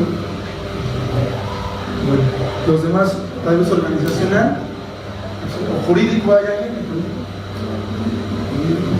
Organizacional. Bueno, los organizacionales no van a tener tanto problema porque hay mucho trabajo en las bolsas de trabajo. Mal pagado, pero hay trabajo. Pero aquellos que quieran dedicarse a la clínica, a lo jurídico o a lo educativo, el primer punto de choque va a ser la familia, porque la familia te va a decir: métete a trabajar, métete a un trabajo donde te paguen, ¿sí? La familia se preocupa por nuestros ingresos económicos, ¿sí? Es decir, tienes que empezar a trabajar y tienes que ganar bien. Entonces tienes que meterte en una empresa, tienes que buscar una plaza en CEP, tienes que buscar una plaza en la UNAM, tienes que buscar, claro, ya no también pagadas, ¿no? Pero tienes que buscar algo seguro para, ¿no?, que puedas decir, ya la logré. Entonces la familia se va a oponer a muchos grupos de soñadores que quieren ser psicólogos clínicos, y que la clínica, yo me he dado cuenta que mucho del trabajo está en lo independiente. Hay muy pocas instituciones, sí las hay, pero hay muy pocas instituciones que contratan psicólogos. Sí las hay, pero contratan uno o dos, ¿sí?, o tres, o cuatro, pero los que quieren hacer terapia son muchos. Entonces no hay instituciones públicas ni privadas suficientes para que podamos hacer eso. Entonces, cuando yo me digo a mi familia, yo quiero poner en mi consultorio, me dicen: estás loco. Buscar un trabajo que te pague. Y eso es difícil porque pega a la parte emocional. Segundo punto es económico. Cuando salimos al mercado laboral, nos damos cuenta que lo económico va a golpear mi bolsillo. Si tengo el apoyo de mi familia, pues me lo largo. Pero si no lo tengo, necesito buscar un lugar o un trabajo donde me paguen más. Entonces, voy a votar lo político, que es la primera vez que votamos. Voy a votar lo clínico, voy a votar lo educativo, porque lo que más hay trabajo es en recursos humanos. ¿Sí? Entonces, lo económico es una dificultad para el psicólogo, bueno, no para el psicólogo, para muchos profesionales. Otra dificultad es la identidad de la profesión. Los psicólogos, a ratos cuando regresamos, no sabemos qué hacemos los psicólogos. ¿Sí? Y es un problema porque en cuanto a la sociedad, tenemos que mandarles un mensaje y ir desmitificando que el psicólogo es para nosotros. Incluso, fíjense, si ustedes llegan a una reunión familiar, dicen: ah, tía, ahorita soy psicólogo, ¿qué crees que tengo un problema? Y dices: no, yo no soy de esos psicólogos, ¿no? Soy de los psicólogos que me dedico a lo jurídico, o me dedico a lo educacional, ¿no? Pero la sociedad tiene una idea de que el psicólogo, ¿no?, es el psicólogo clínico. Y entonces, como psicólogos, tenemos que ir trabajando con la sociedad para ir identificando esta profesión. El problema es que nosotros mismos no nos hemos puesto de acuerdo para definir cuál es la función o la definición del psicólogo. Porque la etimología, que parte de la psique, no comparte creencias con la ciencia. Entonces ahí ya entramos en otro problema. Entonces la sociedad es otro problema porque decíamos, no creen en los psicólogos, pues tenemos que hacer trabajo para que crean. Hay competencia de mercado, que se las compartí hace rato, que no son los psicólogos, los títulos académicos son importantes, y bueno, las sugerencias, así pasando rápido, yo les digo es: demuestra tu pasión, atrévete a emprender, comunica y desmitifica el rol del psicólogo, convence a la persona y resignifica la labor del psicólogo, capacítate y toma asesorías en temas empresariales para que puedas emprender y puedas cobrar, y profesionalismo, que tiene que ver con la profesionalización, ¿vale? Entonces, le damos a la siguiente. ¿Y otro? Pues gracias.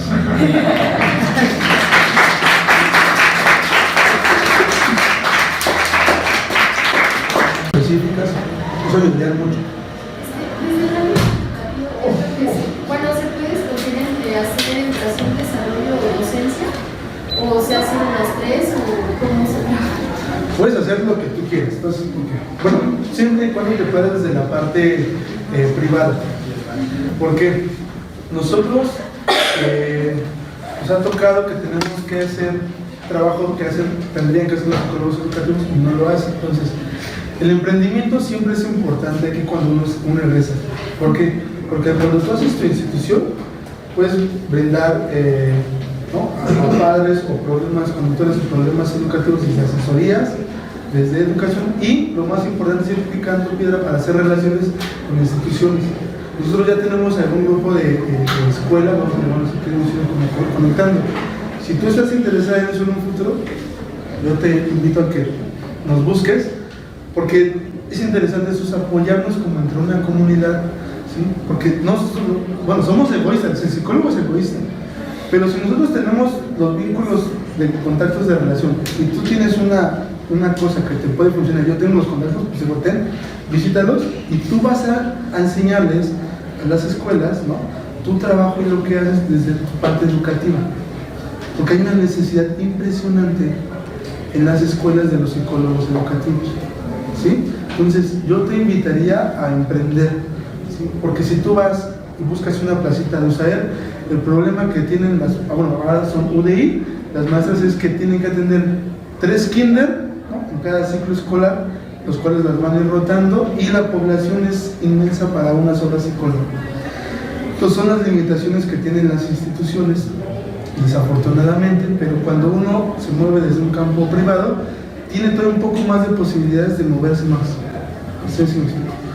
Pero en el ámbito, así como puse yo, el ámbito clínico, la psicología clínica es muy extensa, la psicología educativa es súper extensa también. Tiene un montón de trabajo que hacer, ahí no me he metido mucho, la verdad, pero el campo es muy, muy grande. ¿Sí?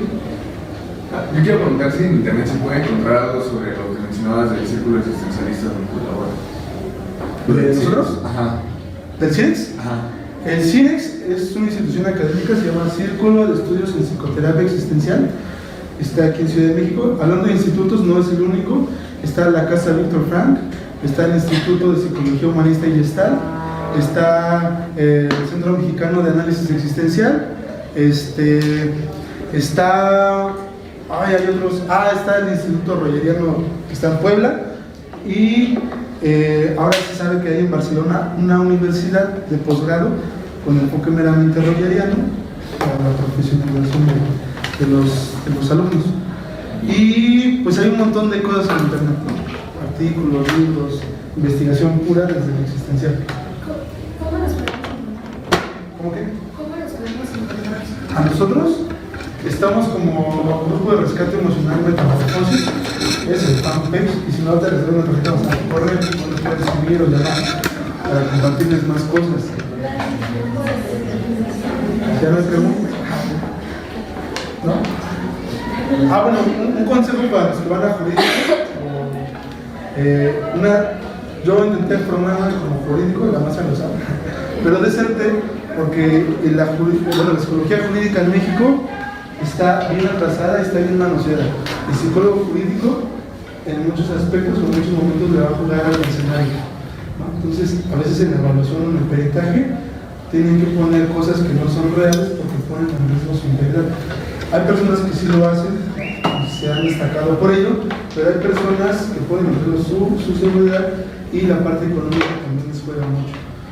Entonces hay personas que les llegan, yo necesito que me des el peritaje a mi favor, y entonces ahí te van 200,000 pesos a tu cuenta, y dices, ¿no?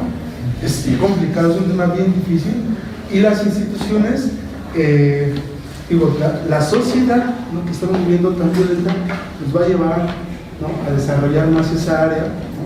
Esto es un aspecto específico, y los que quieran un poco de eso también tengo material que nos podrían compartir. Ok. Gracias.